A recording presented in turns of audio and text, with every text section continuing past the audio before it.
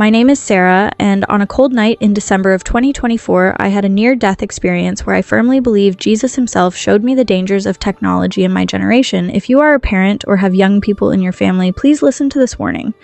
I didn't even believe in this kind of thing before that life-changing night, but now I'm here, sharing my story to warn as many people as possible. Please comment below whether you agree or disagree, or if you've experienced something similar. Here's what happened. It was a normal Friday night. I was lying on the couch in our living room, endlessly scrolling through my phone, TikTok, Instagram, YouTube, trapped in a cycle of content that didn't seem to mean much, but somehow had me hooked. Hours passed without me realizing it. My parents had gone to bed, my siblings were in their rooms, and I was alone with the glow of my screen.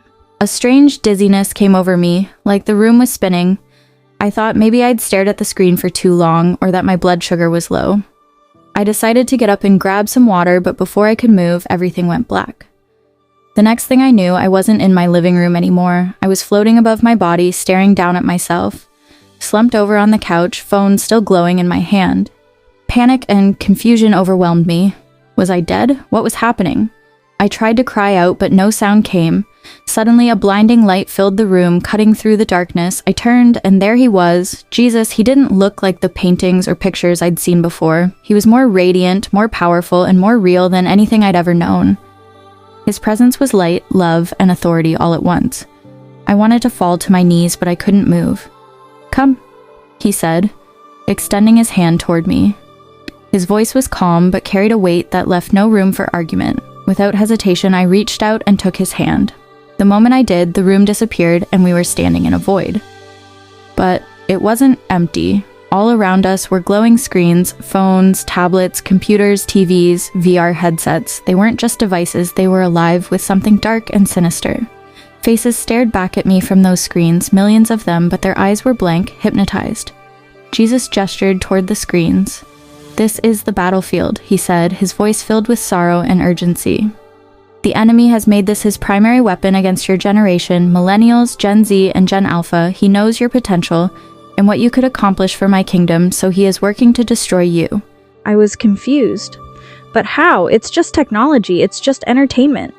Jesus turned to me, and I'll never forget the sadness in his eyes. "It had started that way," he said, "but what you see as harmless is far from it. The enemy uses these screens to enslave hearts, minds, and souls. Technology was meant to be a tool, but it has become a trap." I looked closer at the screens and saw chains extending from them. The chains wrapped around people's wrists, necks, and even their hearts. Some people were shackled so tightly they could barely move. Each chain had a word written on it: comparison, anxiety, lust, distraction, pride, envy.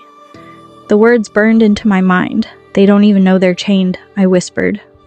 "That's the enemy's greatest trick," Jesus replied, "to enslave them without their knowledge." The screen suddenly turned red, flames flickering at the edges. A terrifying symbol glowed on every screen.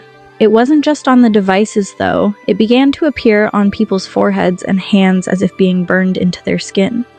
"What is that?" I asked, my voice shaking. "It is not yet the mark of the beast," Jesus said, "but it is conditioning them to accept it. The enemy is preparing their hearts to worship him instead of me. They are being trained to value convenience, approval, and instant gratification above all else. When the time comes, they will accept the mark without question." I couldn't breathe. I thought about the hours I had spent staring at my phone, the times I'd felt worthless because of what I saw online, the arguments I'd had with my parents when they told me to put my phone down. I'd thought they were overreacting. Now, I wasn't so sure. The scene shifted. I was standing in a massive war zone. It wasn't a battlefield with guns and soldiers, but a spiritual one. Families, parents, grandparents, children, teens stood on opposite sides yelling at each other. The older generations accused the younger of being lazy and addicted. The younger generations blamed the older ones for creating the very problems they faced. Meanwhile, the enemy stood in the shadows, laughing as he sowed division. "They are supposed to be united," Jesus said, his voice heavy with sadness, "but the enemy has turned them against each other. The older generations must wake up and see that their children and grandchildren are under attack. They must fight for them, not against them." "How?" I asked. "What can they do?" "They must pray," Jesus said. "They must teach my word. They must set an example by putting me above all else, even their own distractions." I looked around and saw older people glued to their phones too, scrolling through news or playing games while their children wandered into the darkness.